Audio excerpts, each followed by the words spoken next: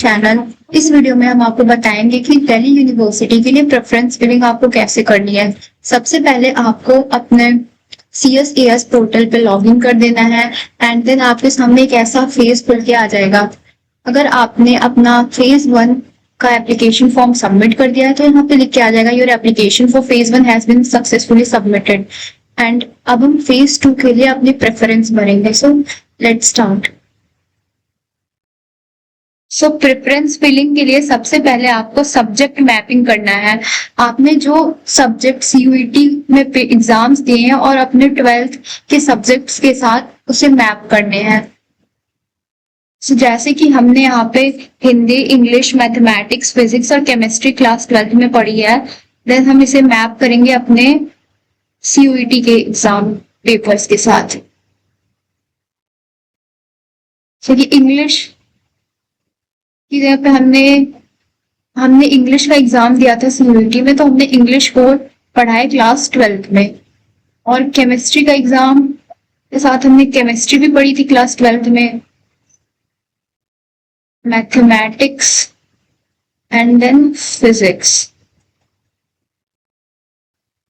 यहाँ पे एक इम्पॉर्टेंट चीज ये भी आती है कि अगर किसी सब्जेक्ट का आपने पेपर CUET में दिया है बट 12th में नहीं पढ़ा है उसे, तो उसके लिए आपको नॉट एप्लीकेबल चूज करना पड़ेगा। मतलब कि ये आपने 12th में नहीं पढ़ा है। यहाँ तो हमने सारे सब्जेक्ट्स पढ़े तो सब चूज कर लेंगे। एंड देन आपको चूज करना है BA प्रोग्राम कॉम्बिनेशंस के लिए आपने कौन कौन सी लैंग्वेजेस क्लास 12th में पढ़ी है। जैसे हमने इंग्लिश पढ़ा है तो हम इंग्लिश पे यस कर देंगे। हमने हिंदी भी पढ़ा है, देन हिंदी पे यस कर देंगे। अगर इसमें से कोई सब्जेक्ट आपने नहीं पढ़ा है, जैसे पंजाबी नहीं पढ़ी है, तो उस पर नो करेंगे। बंगाली पे अगर आपने पढ़ा है तो यस करिए, वरना इस पे नो करिए। फिर यहाँ पे आपको चूज करना है कि आपने क्लास 12th में मैथमेटिक्स, अप्लाइड मैथमेटिक्स या फिर इसका कोई इक्विवेलेंट सब्जेक्ट पढ़ा है। अगर आपने पढ़ा है तो इस पे यस करिएगा, वरना नहीं करिएगा। इक्विवेलेंट मैथमेटिक्स या अप्लाइड मैथमेटिक्स का, जैसे हमने मैथमेटिक्स पढ़ा है, मैथमेटिक्स। इसके बाद सारे चेक बॉक्सेस पर टिक लगा देना है।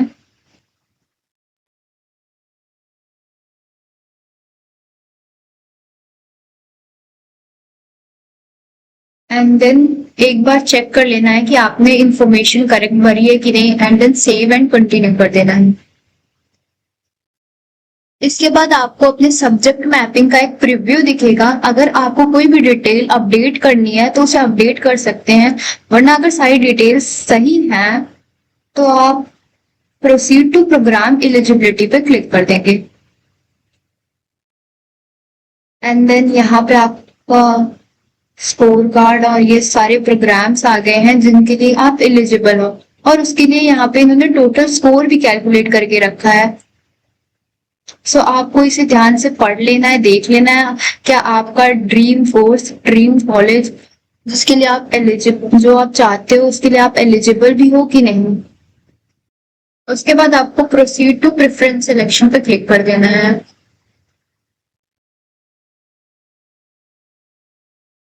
फिर यहाँ पे लिख के आ जाएगा कि आपके पास कितने प्रेफरेंसेस अवेलेबल हैं, और आपको प्रेफरेंस चूज करने के लिए आप फिल्टर का यूज भी कर सकते हैं। यहाँ पे क्लिक करके आपको जो कोर्स चाहिए उसे क्लिक करके देख सकते हैं, अप्लाई फिल्टर, एंड देन हमारे पास ऑप्शंस आ जाएंगे। तो हम एक दो रख के दिखाते हैं, जैसे कि हमें फर्स्ट पे रखना है हंसराज कॉलेज, तो हम इसको ऐड टू टॉप पे कर देंगे। देन यहाँ हमारा first preference BSc honours CS Hansraj college आ गया। एंड देन अगर हमको सेकंड रखना है कोई कॉलेज, जैसे कि मान लीजिए शहीद Sukhdev college of business studies, या फिर देखते हैं, देन हमें इसे ऐड टू टॉप नहीं करना है। अगर हम ऐड टू टॉप कर देंगे तो ये पहले प्रेफरेंस पे आ जाएगा, हमें इसे ऐड टू बॉटम करना है। अगर हमें जैसे प्रेफरेंस नंबर से कोई कॉलेज को रखना है, जैसे कि हम इस श्री गुरु गोविंद कॉलेज ऑफ कॉमर्स को हम थर्ड पे रखना चाहते हैं, तो यहाँ पे ऐड टू प्रेफरेंस नंबर भी कर सकते हैं। जैसे हमने क्लिक किया और यहाँ पे हमारे थर्ड प्रेफरेंस नंबर पे ही आ गया। ऐसे करके आप अपनी प्रेफरेंस बना सकते हैं, जो जो कॉलेजेस जो जो कोर्सेज आपको चाहिए सब रख सकते हैं, बट ध्यान रखिएगा कि आपने प्रेफरेंस की नंबरिंग सही से की है। यहाँ पे आपको हर बार यहाँ पे CF चेंजेस कर लेने हैं, इससे आपकी प्रेफरेंस सेव हो जाएगी। जैसे आपको किसी कॉलेज की नंबरिंग को रीऑर्डरिंग करनी है तो आप यहाँ से भी कर सकते हैं। जैसे कि इसको हमें आर्यभट्ट कॉलेज को हमें सेकंड नंबर पे लाना है, तो हम यहाँ से कर देंगे तो जो सेकंड पे है वो थर्ड पे चला जाएगा। ऐसे करके आप इसे ऊपर नीचे और नंबरिंग तीनों तरीकों से प्रेफरेंस को भर सकते हैं। एंड हमेशा आपको सेव करते जाना है। जैसे 4-5 प्रेफरेंसेस भर ली, आपको हमेशा सेव करते जाना है।